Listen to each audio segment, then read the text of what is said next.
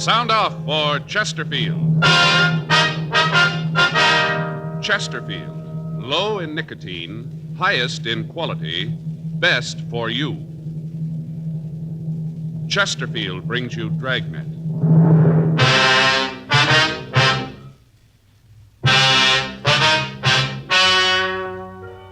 Ladies and gentlemen, the story you are about to hear is true. The names have been changed to protect the innocent.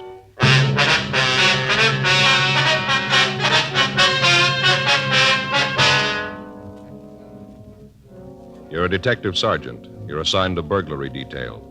In the past 5 weeks, 17 homes in your city have been stripped of all valuables. There's no lead to the thief, no description. Your job, get him. Before you buy your next pack of cigarettes, think this over. A doctor has been examining a group of Chesterfield smokers with special attention to the nose, throat, and sinuses. His latest report, after a full year and a half, says no adverse effects from smoking Chesterfield. Don't you want to try a cigarette with a record like this? Chesterfield, regular or king size, they're low in nicotine, highest in quality, best for you.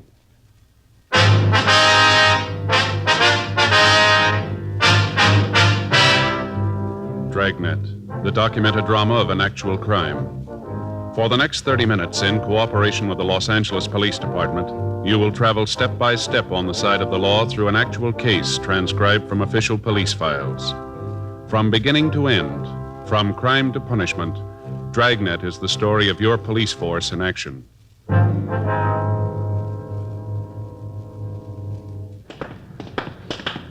It was Wednesday, June 3rd. It was hot in Los Angeles. We were working the day watch out of burglary detail. My partner's Frank Smith. The boss is Captain Wisdom. My name's Friday. We'd just been relieved from stakeout, and we were on our way to get something to eat. It was 12:27 a.m. when we got to the corner of Fedora and Ardmore Streets. The Cakes and Griddle Cafe. Here's a couple back here, Joe. Yeah, that's fine.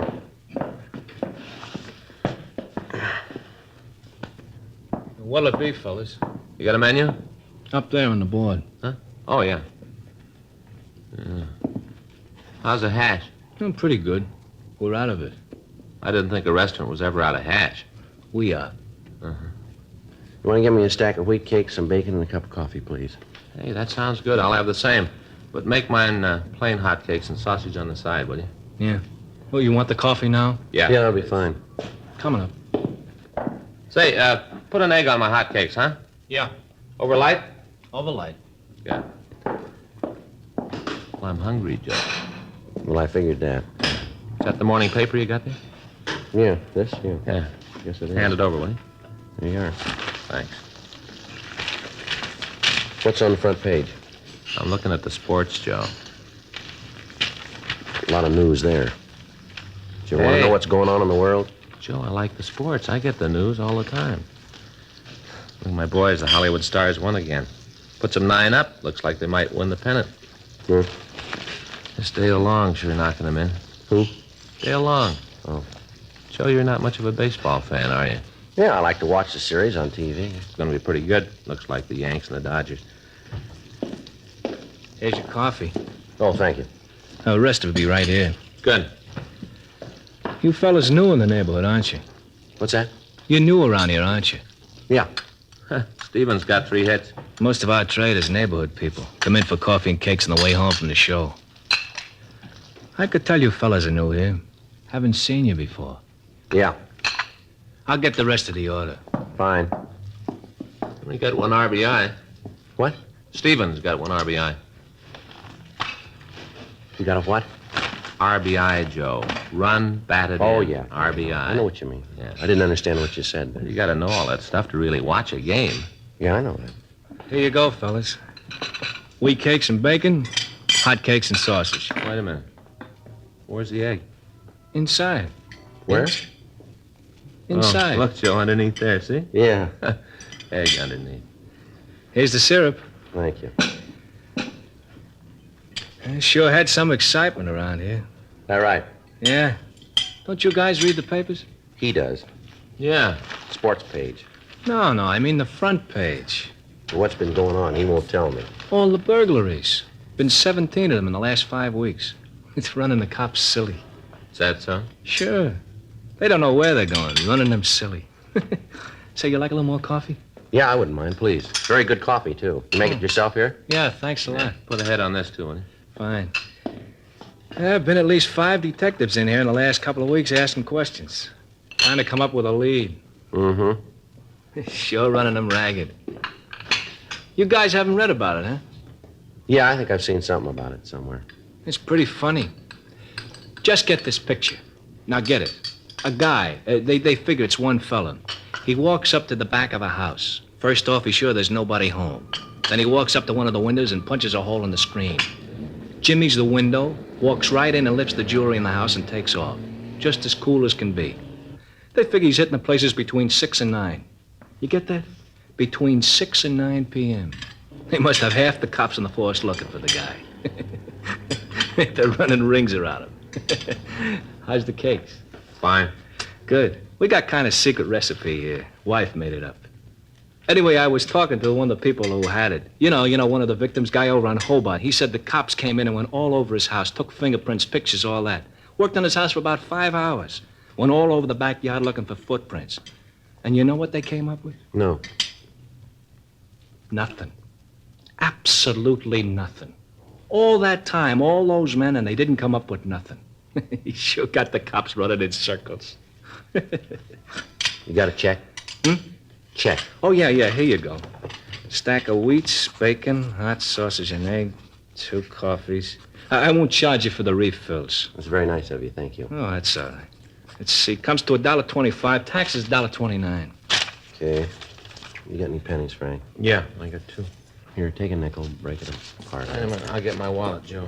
Maybe I got a couple in there. Hey. Yeah. Hey, how come you guys are carrying guns?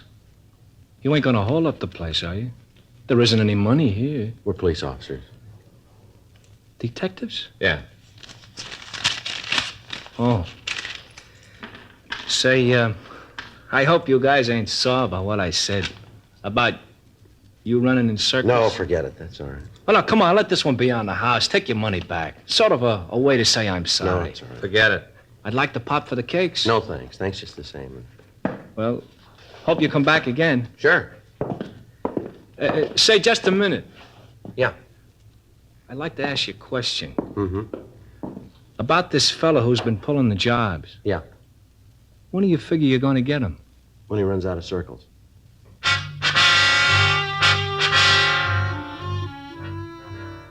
The papers had carried the story since the 5th burglary. As the thefts continued, the stories grew in importance.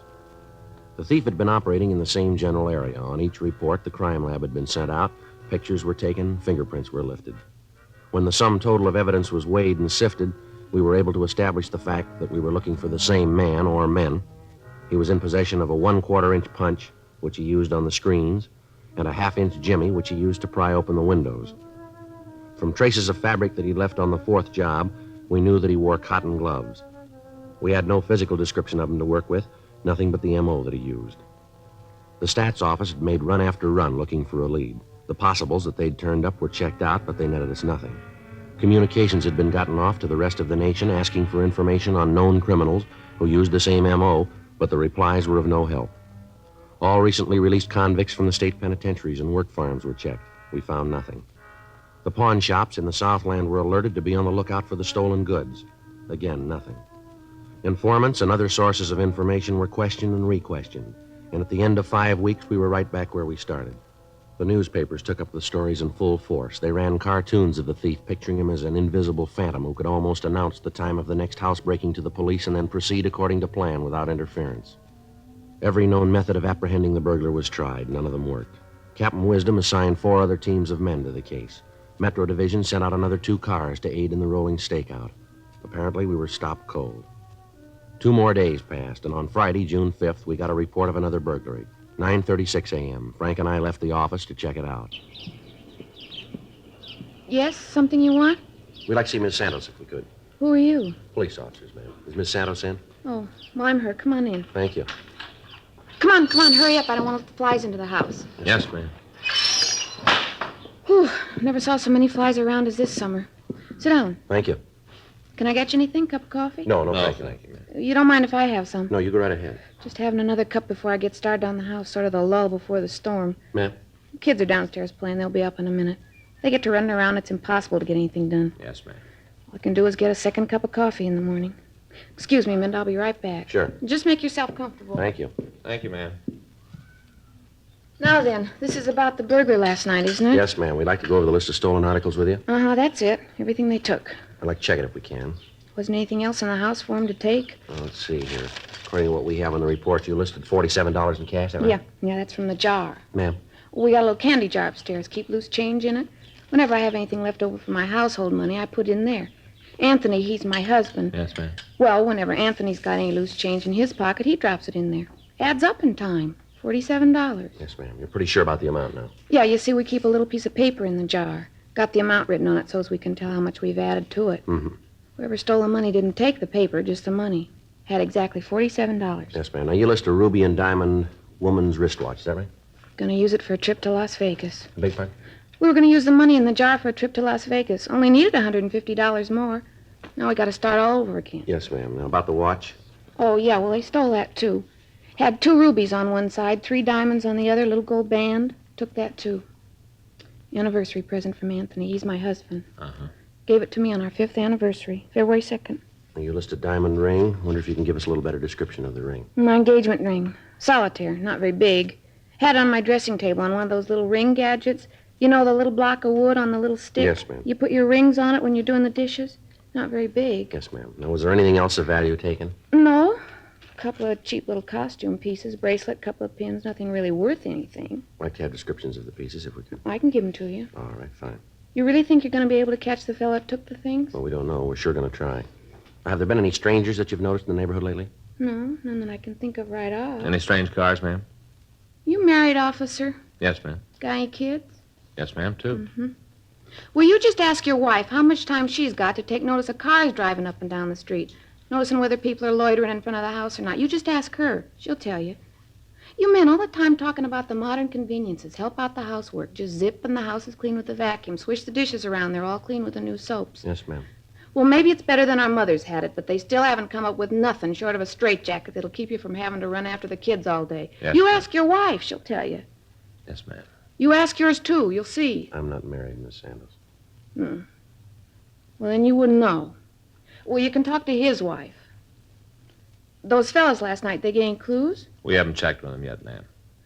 Seems like they should be able to tell something about who did it. All that powder they was putting around, the pictures they was taking, all the excitement. Took me 2 hours after they left before I could get the kids to sleep. All that trouble, they should have something that's going to get the things back. Sure know one thing. What's that, ma'am? Man that stole the watch, wish they'd taken the book. Beg pardon? The record book. It was right in the drawer of the dressing table. Where those people at the store are. If you don't find them, they will. I don't believe I understand, Miss Santos. The people where we bought the wristwatch. They'll find him, sure. They won't let him get away with it. Ma'am? The watch, it isn't paid for. 10:42 a.m. We started to canvass the neighborhood. For the next hour, we talked to the people in the houses on both sides of the street. None of them could add anything to the story given us by the latest victim. 12 noon, Frank and I called the office and told them we'd be out for 7. As we were leaving our car, a tall, elderly man approached us. He identified himself as Ross Dunham. He explained that he lived in the corner house on the same street as Mrs. Santos. Yeah, my wife told me you were about the house this morning. Yes, sir, we were. Got something that maybe you can use. What's that, Mr. Dunn? Well, I noticed it right off. Didn't want to say anything about it to the missus. You know, women get upset. Thought it'd be better not to mention it. Yes, sir, what is it? Night before last, Thursday, I saw the car. What car was that, sir? The one I want to tell you about. I was going downtown to tell you officers about it. Felt kind of like it was my duty. You know, public spirit. Yes, sir. How about the car? Well, it was kind of warm night. Missus and I were sitting out on the porch in the glider, just taking the night air. Then I saw the car go by.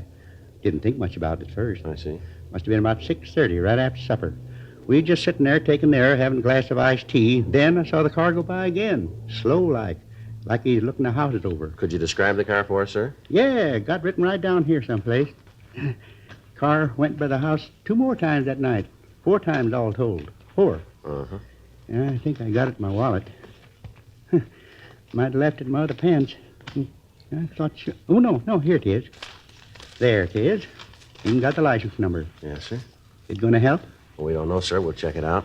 Can I have that paper, please? I'll call it in, Joe. Have him check DMV. Right. Sure hope it gives you guys some help. The way the burglars been running around here, terrible. Man isn't safe to leave his house. I've been thinking about having those little bell alarms put on the window. Did the officers talk to you last night, sir? You mean when they came out to see Mr. Santos? Yes, sir. No, they didn't. I saw the police car. I thought about going down to talk to them. But the missus would have wanted to know what was going on. Told her about the car, and it'd upset her. She's kind of nervous. Breaks out in a rash whenever anything happens like this. I see. Got just about every kind of ointment in the world. Doctor says it's in her mind. Says it's all in her imagination. You believe that? Well, I wouldn't know, sir. I don't put much stock in it. I used to get rashes when I'd eat fresh peaches. Don't anymore, though. See you in a minute, Joe. Yeah, would you excuse me, Mr. Dunham? Yeah, sure. Mm-hmm. Did you get anything? Yeah. Didn't have any trouble making the car. Got a good suspect. Yeah, who? Guy named Oakes. Oakes. Yeah. Works on a burglary. It's a police car. We thanked Mr. Dunham for his cooperation in the attempt to help us. As a public-minded citizen, he'd done what he thought was right. During the time we'd been working on the case, we'd turned up dozens of well-meaning citizens who wanted to cooperate. Each of the tips, no matter how remote, we checked out. This meant using additional man-hours and pulling officers off other assignments to investigate the possible leads. But in every event, we appreciated the tips. 3 more days passed. The thief hit once more. In spite of the close surveillance we were keeping on the area, he somehow managed to get into the vicinity, commit the crime, and leave without being observed. The pressure from local citizens clubs and insurance companies got a little heavier. On Tuesday morning, June 10th, a meeting was held in Chief of Detectives Thad Brown's office. The detail and results of our investigation were gone over again. Additional bulletins were gotten out requesting information on the M.O. The area of the rolling stakeout was increased to 96 square blocks. That's 2 square miles. A new plan for surveillance was worked out. Under the new conditions, we were able to keep the entire neighborhood under almost constant watch. Additional teams of men were assigned from Metro Division. To date, the thief had stolen jewelry, money, and other personal property amounting to a little over $8,000. The check on the pawn shops was tightened, but none of the merchandise turned up in the normal outlets. Every night between the hours of 5:30 and midnight, the dragnet of the area was put into effect. During the next week, the theft stopped completely. Apparently, we'd stopped the burglar, but we still hadn't caught him. Wednesday, June 17th. I checked in for work. Joe? Yeah? I think we got something. What's that? I was just down the hall with Bates. Yeah. I checked out the FI cards that have been filed in the area we're working. Came up with one possible. Yeah, what do you got on it? Guy named Boyd Hall. He was stopped 4 times in the last week in different locations in the same general area. Told the officers he was on his way home. How do you spell that name? B-O-Y-D, Boyd Hall. Mm-hmm. You got his address? Yeah? Better check it out.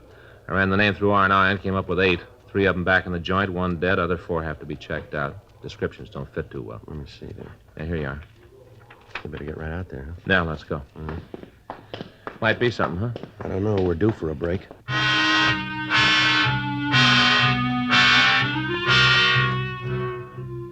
"15 minutes later, we turned off Vermont Avenue onto Venice Boulevard. 4 blocks to the left, and we turned onto Dewey Street. Another block and a half, and we pulled up in front of the address. Well, this is 1800. Ought to be right. Here. Mm-hmm. Well, we're still batting 1,000. 1804 Dewey. Yeah. Vacant lot.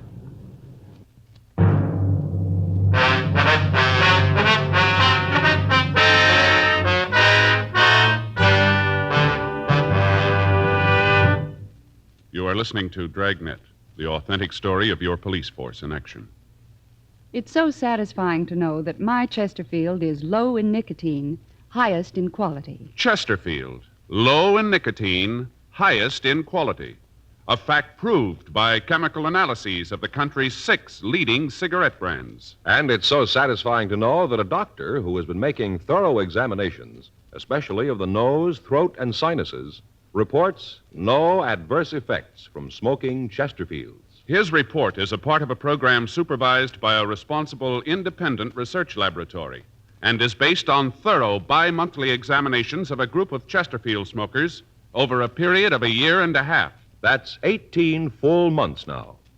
Don't you want to smoke a cigarette with a record like this? Regular or king size. Chesterfield is low in nicotine, highest in quality. Best for me, best for you.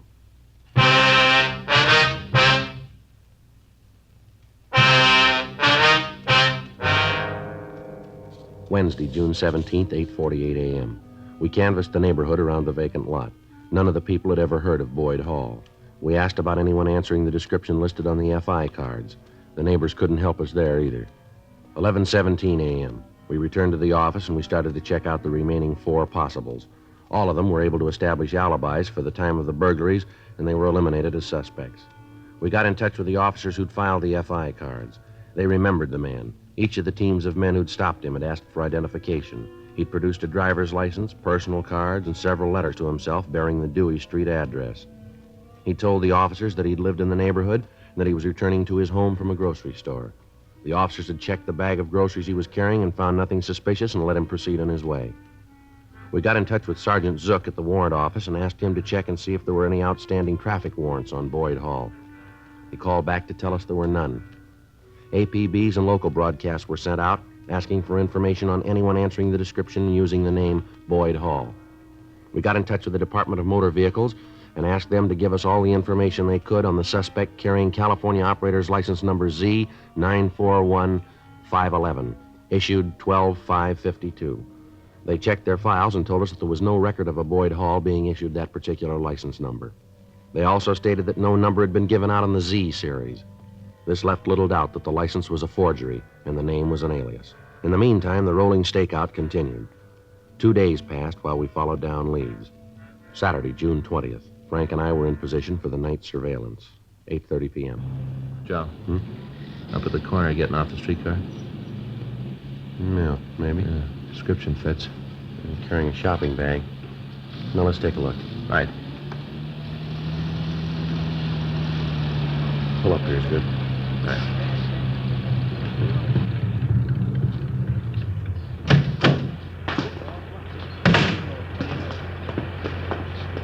Excuse me, fella.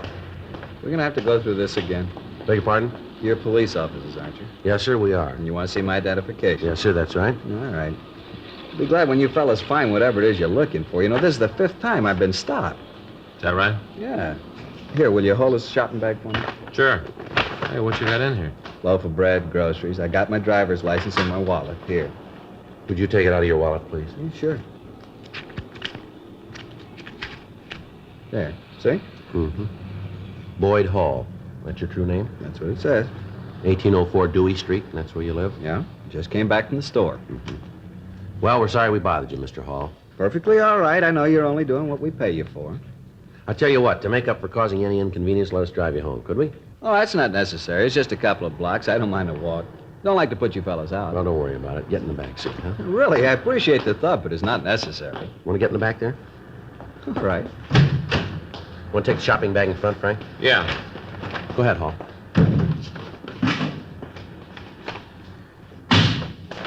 The way you guys acted, you'd think there was something wrong. Nothing is there? No, I was just saying the way you guys... Never mind. How long you lived in this neighborhood, Hall? A little while. We just bought the house. About how long would you say? Not long. How long? A couple of months. I think it's right at the next block, Frank. Yeah. Say, I sure appreciate this, but you guys don't have to go out of your way. Just drop me off the corner. I can walk. It's just a little ways down. No, it's no trouble at all. Here we are. Well, I sure want to thank you, officers. It's a real pleasure to know that our taxes are paying for the kind of service you've just given me. Well, it's going to get a little better. Hmm? Never mind. Want to get out of the car, we'll walk up with you. Yeah. That's okay. I'll carry the bag for you. Well, it might be better if I took it. No, no trouble. Now, which is your house, Hall? This one right here. Mm-hmm. That's 1802. Then that one's 1806. Let's walk down a little further, shall we? Mm-hmm. It's fine. Now, if we figure correctly, 1804 would be right here, wouldn't it? Don't suppose it'd do any good to say somebody stole the house. No, I don't suppose it would. You want to tell us about it? Yeah, I might as well. Now, let's get back in the car.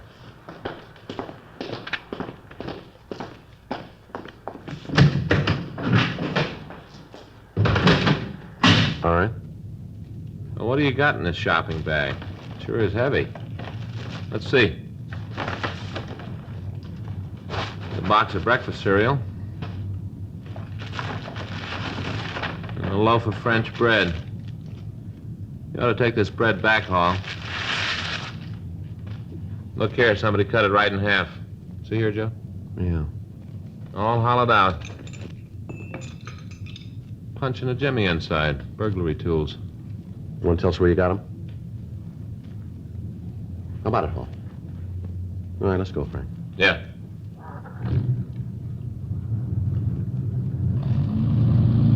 Suppose you guys think you're pretty smart, don't you? No, not particularly. It took us 8 weeks to catch you. I should have let it go. Should have gotten out while the getting was good. Yeah, you should have. How you gonna know? I figured 10 weeks and then quit. Another 2 weeks, that's all I needed. Where's the stuff you took? Hotel room? You shoved any of it yet? No, it's all there. Every bit of it but the money. I lived on that. Figured when I got enough, I'd hit for the border, sell it in Mexico. Let's stop on the way and pick it up, huh? All right, place over on 6th. I'll show you. This isn't another vacant lot, is it? No, this is a McCoy. You know, I had it all figured, all the way down the line, every angle. Hey, how about it? Answer a question for me. All right. Is there any way to beat it, any way to come out on top? Well, you know the answer to that one better than we do.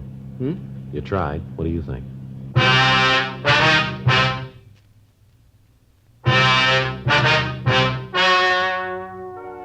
The story you have just heard is true.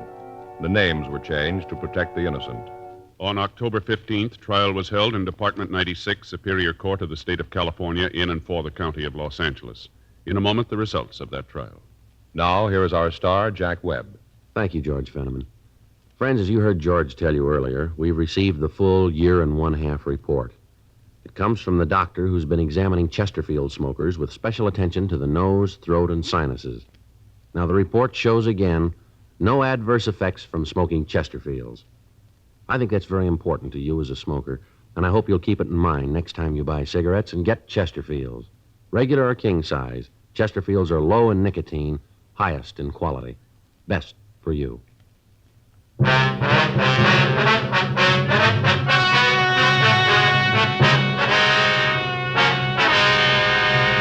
Lawrence Philip Harris, alias Boyd Hall, was tried and convicted on 6 counts of burglary in the first degree and received sentence as prescribed by law. Burglary in the first degree is punishable by imprisonment in the state penitentiary for a period of not less than 5 years. Dragnet wishes to thank the editors of McCall's magazine for their interesting personal story about Jack Webb, Nobody's Man Friday, in the current September issue of McCall's.